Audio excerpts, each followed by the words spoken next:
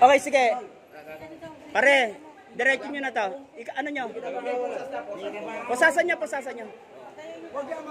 Wag mong bastasin yung...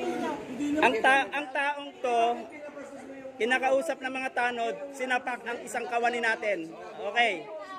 Sinapak niya isang kawani natin. Pusasan nyo. Kaya ko na mag-isa. O yan, ilalagay ka sa maganda.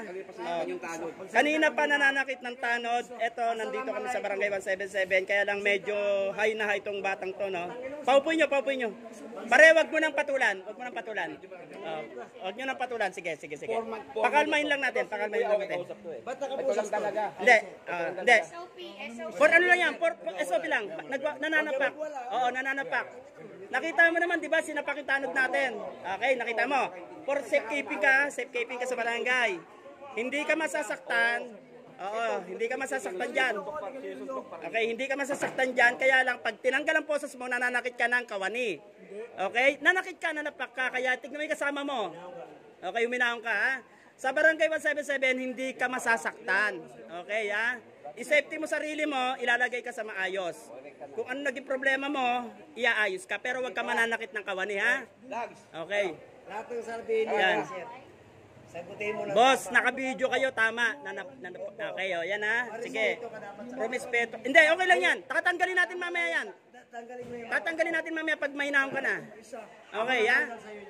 For safety ka lang. Hindi mo kaya. Nananakit ka ng kawani. Oo. Buti mababait yung mga barangay, kawani ng Barangay 177, hindi ka pinatulan. Huwag ka na magbanta. Oo. Ha? Huwag kang mambabanta. Kasi dito, isi-safety ka. Kanina mo pa ako tinututukan ng baril, isang bala. Asan yung baril? Siya hindi, ginagawa ako. Bukas patay na. Oh, tignan mo, may kawani kami na binabantaan mo. Oh. Totoo, di ba? Pare, nasa baluarte na siya, wag mo nang saktan. Yan. Yung nanakit kasama niya. Okay.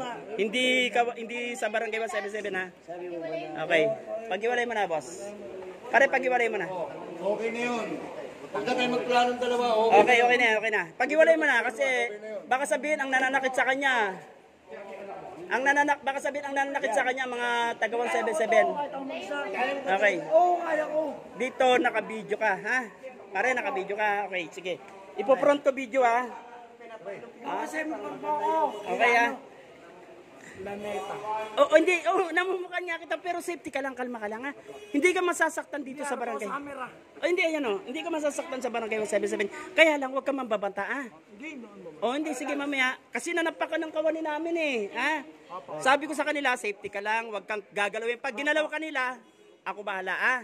Tandaan mo, pag ginalaw ka ng kawani ng 177, walang gagalaw sa'yo. Pero huwag ka mananapak ng kawani, ha. Nanapak ka, nakita ko, ha? Pero safety ka lang dyan, ha? Post mo yun, ha? Yes naman, sige, pupus natin, ha? Pero safety ka lang, Kalma ka lang, sir. Boss, lahat ng mga ebidensya. Simula mo isa. Okay. Puka lang dyan, ha? Ma'am, ano lang, documents lang. Yung nyo kanina yung wala rito. Ay, anak nyo po. Kanina, anak habang kuha nila nung lumapit dito nanapak ng tanod. So sabi ko, wag niyo papakaman, nasaktan yung anak niya. So pinapusasan lang namin dahil kaya yung barangay naman namin dito yung sabi ko nananakit. Oo, kaya pero ang sumapak sa kanya kasama niya, yung naka-blue. Sino ba yun? Sabi nga araw kanina is kasama raw sa construction. Apo, yun na. Kanina po, habang nagantay kami ng sasakyan, tumakas po siya. Hinamon siya ng mga tanod.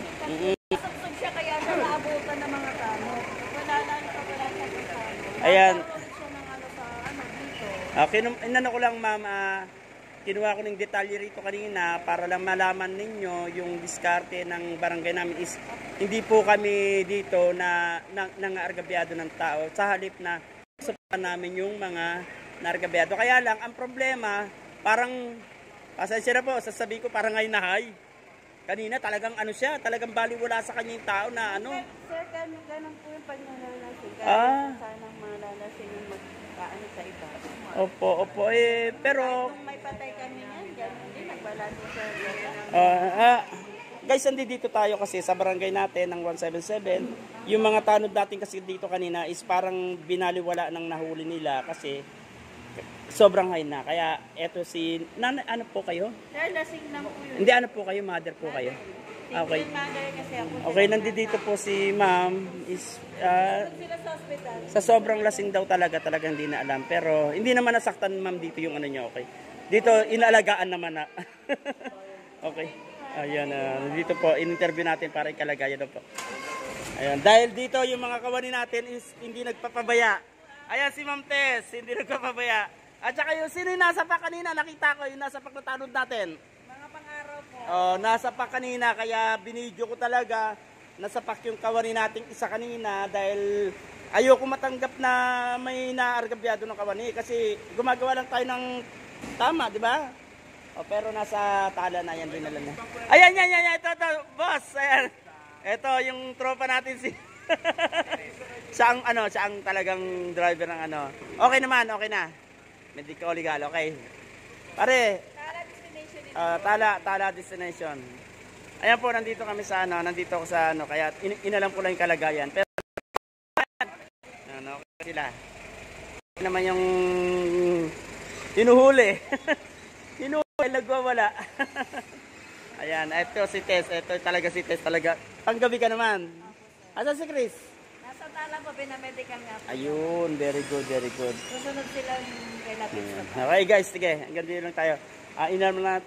Inalam lang natin yung kalagayan ng tao na hinuli ng kawani ng 177. Hindi naman hinuli. Ano?